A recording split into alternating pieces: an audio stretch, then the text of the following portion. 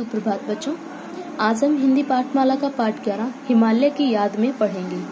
इस पाठ के अंतर्गत हम जानेंगे एवरेस्ट विजेता बछेंद्री पाल के बारे में और साथ ही उनके मन के भावों को जानेंगे कि वो हिमालय यात्रा के बारे में क्या क्या हमसे साझा करती हैं। चलिए शुरू करते हैं। हिमालय सदियों से दृढ़ता के साथ खड़ा है। दृढ़ता अर्थात मजबूती के साथ खड़ा है। कौन मनुष्य है जो बार बार उस तक न पहुंचना चाहता हो। हिमालय में कुछ ऐसा आकर्षण है जो हर किसी को अपने पास बुलाता है और अपनी ओर खींचता है। अर्थात हिमालय इतना खूबसूरत है कि वो अपने खूबसूरती से हर किसी को अपनी ओर आकर्षित कर लेता है। हिमालय के बारे में मैंने गहराई से तब जाना जब मैं विश्व की सबसे ऊंची बर्फ से ढकी चोटी सागरमाथा एवरेस्ट पर पहुंची थी।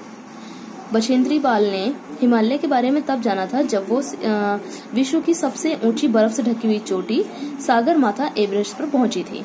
वहां पहुंचकर मैंने घुटने टेके और नतमस्तक होकर माँ दुर्गा को नमन किया। नतमस्तक होकर अर्थात सर झुका करके उन्होंने नमस्ते किया और माँ दुर्गा को नमन किया। फिर हनुमान चालीसा हिमालय की चोटी पर रखी। उसके बाद वहीं से कुछ तस्वीरें खींची। जब वापस लौटी तो तारीफ के फूल और बधाइयों के फूल राह में मेरा स्वागत कर रहे थे। तो वहां पे इन्होंने क्या किया, पहले तो माँ दुर्गा को नतमस्तक होकर नमन किया, फिर उसके बाद हनुमान चालीसा को हिमालय की चोटी पर रखा और वहां से कुछ तस्वीरें खींचने के बाद ये वापस लौट आई। जब ये आ रही थी तो राह में इनके फूल इंतजार कर फूल बिछाए गए थे और साथ ही देश के राष्ट्रपति और प्रधानमंत्री ने स्वयं मुझे बधाई दी थी। तो देश के प्रधानमंत्री और राष्ट्रपति जो थे उन्होंने इनको बधाई दी थी। सबसे पहले 12 वर्ष की उम्र में मैं अपने स्कूल की ओर से पिकनिक मनाने के लिए सहपाठियों के साथ हिमालय की लगभग 4000 मीटर ऊंची चोटी पर चढ़ी थी।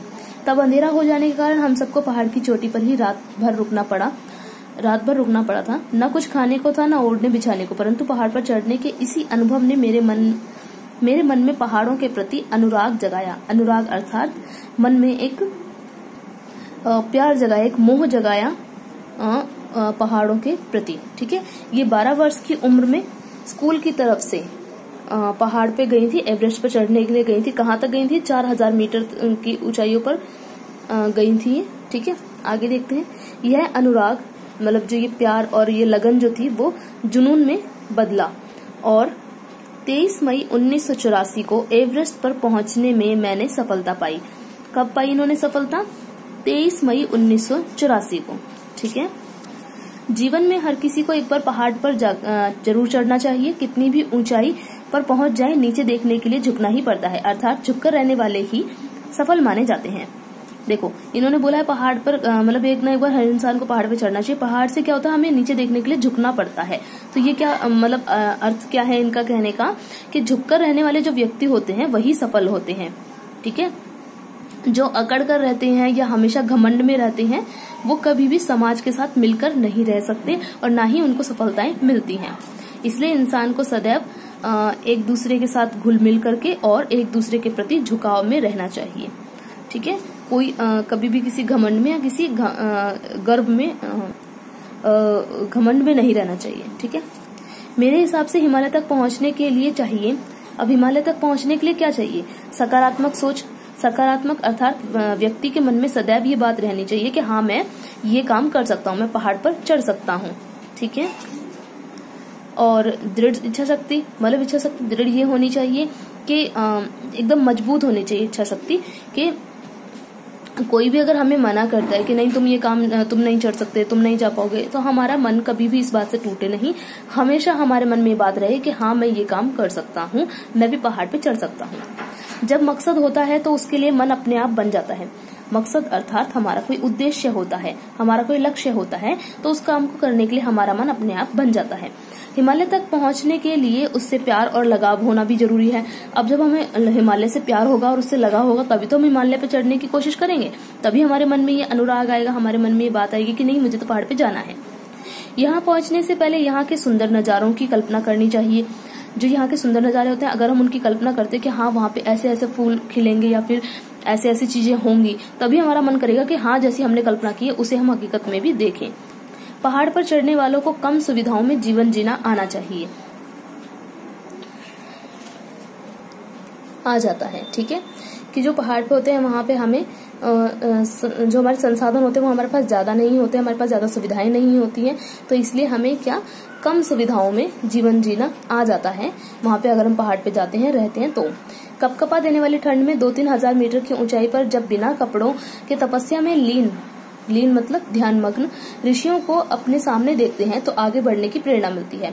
मतलब जहाँ पे हम ऐसी जगह होती है जहाँ हमें ठंड एकदम कपकपा देती हो, और जब वो भी तब जब हमने ढेर सारे कपड़े पहन रखे हो, तब अगर हमें ठंड कपकपा देती है, ऐसी जगह पे हम ऐसे ऋषि मुनियों को देखते हैं जो बिना कपड़े के वहां पे अपनी तपस्या में लीन है, तो उन्हें देख करके हमारे मन में प्रेरणा आती है कि हमें भी आगे बढ़ना चाहिए, हम आगे बढ़ सकते हैं, हम पहाड़ पर चढ़ सकते हैं। हिमालय पर जाने का अपना अलग रोमांच है। वह पर्वत न होकर मानो जादुई संसार है जहां पहुंचकर आप रोमांचित होते हैं।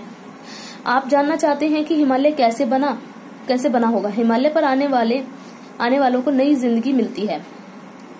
यहाँ बादल पहाड़ों की चोटियों को चूमते हैं, अर्थात यहाँ पर जो बादल होते हैं, मतलब यहाँ की जो चोटियां, जैसे बताया इन्होंने पहले ही बताया हुआ है कि विश्व की सबसे ऊंची चोटी, ठीक है, तो ये इतनी ऊंची है कि बादल जो होते हैं वो चोटी को छूने लग जाते हैं, ठीक है। बादल कई बार इतने नजदीक से छूकर गुजरते हैं कि बालों में ओस छोड़ जाते हैं, कि बादल जो होते हैं वो कई बार इतने पास से होकर निकल जाते हैं कि बालों में जो उसकी ना ओस की बूंदें होती हैं वो रह जाती हैं। कई बार बादलों के आगे कोहरा ऐसे आता है जैसे किसी ने पर्दा गिरा दिया हो। आप हर पल आश्चर्यचकित एवं अचंभित मतलब अर्थात आश्चर्यचकित हो जाते हैं। जिन्हें बर्फ से खेलना है वे यहाँ पे सर्दियों में जाएं, और जो रंग बिरंगे फूलों की सुंदरता का खजाना देखना चाहते हैं वह जून, जुलाई या अगस्त के महीने में जाएं। तो इन्होंने समय की बता दिया हमें कि अगर हमें बर्फ से खेलना है तो हमें किस समय जाना चाहिए, यहाँ पे सर्दियों में जाना चाहिए, ठीक है। और अगर हमें रंग बिरंगे फूलों की सुंदरता देखनी है तो हमें यहाँ पे जून, जुलाई और अगस्त के महीने में जाना चाहिए। चाहे जिस मकसद से आप वहां जाएं, जब वहां से लौट आते हैं तो नई सोच, नया जीवन और स्वच्छ आत्मा के साथ आते हैं। कि हम वहाँ पे चाहे किसी भी चीज के लिए जाएं, चाहे बर्फ से खेलने के लिए जाएं या फिर हम वहाँ पे रंग बिरंगे फूलों को देखने जाएं, लेकिन जब भी हम वहां से वापस आते हैं तो हमारे मन मस्तिष्क में एक नई सोच होती है, एक नया प्रकार का जीवन होता है और एक स्वच्छ आत्मा होती है, क्योंकि हम प्रकृति को बहुत ही निकट से देख के आते हैं। हिमालय एक पाठशाला है जहाँ सीखते रहने का कोई अंत नहीं है। जो हिमालय होता है वो एक तरह की पाठशाला इसलिए कही गई है क्योंकि वहां पे जैसे अब मान लो पहाड़ है, पहाड़ काफी ऊंचा होता है, कई जगहों पे ऐसी जगह होती है जहाँ पे हम नहीं चढ़ पाते ढंग से, पर लेकिन हम अगर हमारी दृढ़ इच्छा शक्ति है तो हम वहां पे भी चढ़ जाते हैं, हम वहां पे हार नहीं मानते। इसी प्रकार जो जीवन में हमारे उतार चढ़ाव आते हैं, उतार चढ़ाव यानी कि मुश्किल समय के उतार चढ़ाव, उस टाइम भी हमें दृढ़ता के साथ उस समय का सामना करना चाहिए और साथ ही हम वहां पे भी सफल होते हैं अगर हम दृढ़ रहें तो, ठीक है। तो इसी तरह यहाँ पे बताया हुआ है कि यहाँ पे जो भी है पाठशाला एक तरह की वो वहाँ पे सीखते रहने का कोई अंत नहीं है, कि पहाड़ हमेशा हमें नई नई चीजें सिखाता रहता है। हिमालय पर फूलों की घाटी है जहाँ ऐसे सुंदर फूल खिलते हैं जो केवल वहीं देखे जा सकते हैं। वहाँ लगभग 14,000 किस्मों के फूल और जड़ी बूटियां हैं, ठीक है। वहाँ पे क्या एक अलग ही तरह के सुंदर फूल होते हैं जो केवल वहीं मिल सकते हैं, हमें वहीं देख सकते हैं हम, और वहाँ पे लगभग 14,000 किस्मों के वहाँ फूल होते हैं और साथ ही जड़ी बूटियां भी होती हैं। जड़ी बूटियों से मैं आपको एक कथा बताती हूँ। हमने जो रामायण की कथा पढ़ी है उसमें आपने देखा होगा कि जो लक्ष्मण जी होते हैं उनके जब बाण लग जाता है तो हनुमान जी एक बूटी लेने के लिए पहाड़ पर जाते हैं और साथ ही वो एक पूरा पहाड़ लेके आ जाते हैं। तो वो बूटी जो लेने जाते हैं, संजीवनी बूटी वो जो लाते हैं वो हिमालय पर्वत से ही लेके आते हैं, इसलिए वहां पे जड़ी बूटियां भी बहुत मिलती हैं। ऐसा अनछुआ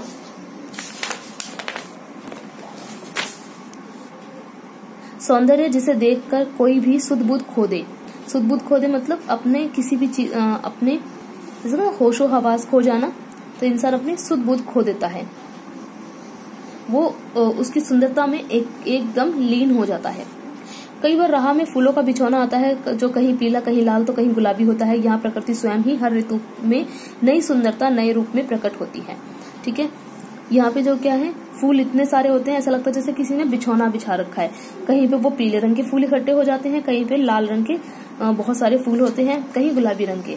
यहाँ प्रकृति स्वयं ही हर ऋतु में नई सुंदरता नए रूप में प्रकट होती है। जो प्रकृति है वहाँ यहाँ पे ऐसा लगता है जैसे वो रोज नया श्रृंगार करती हो, ठीक है। हर ऋतु में, जैसे वर्षा ऋतु है, ग्रीष्म ऋतु है, शीत ऋतु है, तो हर ऋतु में वो अपना नया रूप प्रकट करती है।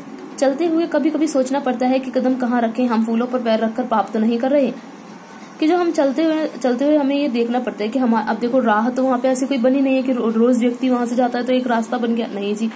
वहां पे क्या, कभी कभी लोग जाते हैं और वहां पे बहुत सारे फूल खिल जाते हैं, इसलिए कोई रास्ता तो है नहीं, तो हर जगह फूल होते हैं। अब निकलने के लिए हमें वहीं से निकलना पड़ेगा, तो क्या है, मजबूरी में हमें फूलों को रौंदना ही पड़ेगा। पर लेकिन जब हम फूलों के ऊपर पैर रखते हैं तो हमारे मन में ये भाव आता है कि कहीं हम इन्हें रौंद कर, इन्हें कुचल कर पाप तो नहीं कर रहे। अब मजबूरी है, हम कहीं और से जा भी नहीं सकते, तो हमें वो पाप जो हमारे मन में लग रहा है कि हम एक पाप कर रहे हैं, वो हमें करना होता है। ठीक है, मतलब एक फूलों के प्रति भी इतनी दया भाव रहते हैं हमारे मन में कि हमें लगता है कि हम उन्हें रौंद के पाप कर रहे हैं। बर्फीले पहाड़ों की ऊंची चोटियां पर सदाबहार नदियां देखने का अच्छा अनुभव होता है। ठीक है, वहां पे जो नदियां वो सदाबहार, यानी वहां पे हमेशा पानी भरा रहता है, वो सदा कहें कि सदा ही अच्छी बनी रहती हैं, वो सदा उनमें पानी भरा ही रहता है। ब्रह्मपुत्र, गंगा, यमुना कैसे बर्फ से नदियों का रूप लेती हैं, यह देखकर मन प्रफुल्लित हो उठता है। ठीक है, जो ब्रह्मपुत्र हमारी नदी है, गंगा नदी है, यमुना नदी है, वो हिमालय से बर्फ जो है वो पानी के रूप में बदलती है और नदी का रूप ले लेती है। यह देखकर मन बहुत ही ज्यादा प्रसन्न हो जाता है। हिमालय पर चढ़ाई करते समय लगभग 3-4 हजार मीटर की ऊंचाई तक मुश्किल नहीं होती है। कहाँ तक मुश्किल नहीं होती? 3-4 हजार मीटर की ऊंचाई तक। ठीक है, यहाँ से और ऊपर जाने पर ऑक्सीजन की कमी महसूस होने लगती है, जल्दी जल्दी सांस लेनी पड़ती है ताकि ज्यादा से ज्यादा ऑक्सीजन फेफड़ों के अंदर पहुंच सके। ठीक है, 3-4 हजार मीटर की जो ऊंचाई होती है वहां तक तो कोई प्रॉब्लम नहीं, वहां तक कोई दिक्कत नहीं आती। उससे ऊपर क्या होता है कि हम ऑक्सीजन की कमी होने लगती है और हमें सांस जल्दी जल्दी लेनी पड़ती है ताकि ज्यादा से ज्यादा जो सांस है, हवा है, वो हमारे ऑक्सीजन जो है वो हमारे फेफड़ों तक पहुंच सके। हिमालय पर रहे जानवरों का जीवन देखने लायक होता है। ये जानवर तब तक आपको नुकसान नहीं पहुंचाते जब तक आप इन्हें नुकसान न पहुंचाएं। ठीक है, जो ये जानवर होते हैं ये आपको तब तक नुकसान नहीं पहुंचाएंगे जब तक आप इन्हें कोई नुकसान न पहुंचाएं। हाँ, एक बात और, कुछ लोग यति से डरते हैं। तो मैं बचपन से पहाड़ों में पली बड़ी और कई बार हिमालय पर गई, पर मुझे कोई यति या हिममानव नहीं मिला। ये सब मनगढ़ंत बातें हैं। ठीक है, यति होता है एक प्रकार का दानव, ठीक है, जो कि पहाड़ों पर मिलता है। ऐसा लोगों की मनगढ़ंत कहानी है, वो इसलिए कहानी बनाई गई है ताकि वहां पे कोई जाकर के फूलों या फिर जड़ी बूटियों को कोई नुकसान ना पहुंचाए, ताकि वहां लोग ज्यादा ना जाए। ठीक है, तो ये क्या है, ये सब मनगढ़ंत बातें, ऐसा कुछ भी नहीं होता। हिमालय पर चढ़ने वालों को पानी बहुत पीना चाहिए। देखो क्या करना चाहिए, पानी बहुत पीना चाहिए, क्योंकि वहाँ हवा में नमी कम होती है। जब सांस ले रहे होते हैं तो आप सूखी हवा खींचते हैं और सांस छोड़ते हैं तो भाप से निकलती है। ठीक है, जब हम वहाँ पे सांस लेते हैं तो क्या होता है, एक तरह से सूखी हवा हम खींचते हैं। और जब हम अंदर से, जैसे सर्दियों में होता है ना कि जब हम सांस छोड़ते हैं मुंह से, तो उस टाइम हमारे मुंह से एक धुआं सा निकलता है। आपने देखा होगा, अभी सर्दियां आने वाली हैं तब आप देखना कि जब आप मुंह से हवा निकालते हो तो उस टाइम पे आपके मुंह से धुआं निकलता है।